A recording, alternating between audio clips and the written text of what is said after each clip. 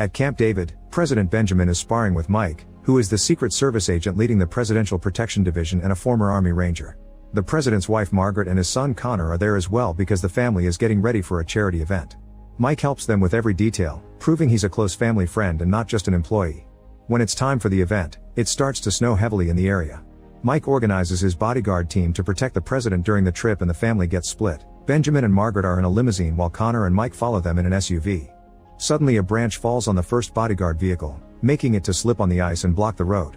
This causes a chain of accidents with the cars behind it. One of the Secret Service SUVs falls off the bridge and the limousine gets stuck on the edge. Margaret hits her head and falls unconscious. Thankfully the rest of the cars stop just in time.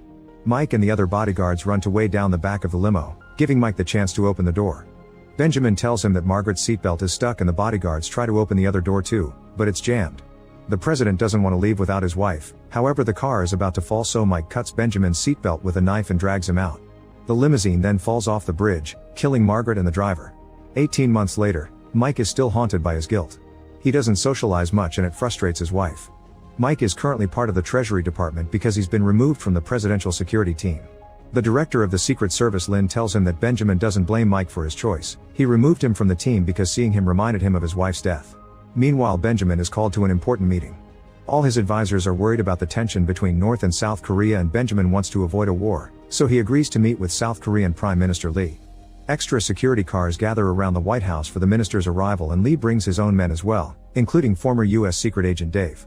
At the same time a large gunship is found near North Virginia and two fighter jets surround it to ask it to land. The gunship responds by shooting at both jets, causing them to crash on civilian houses.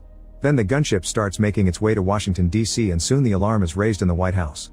Benjamin and Lee are taken to the bunker while visitors and staff are escorted out of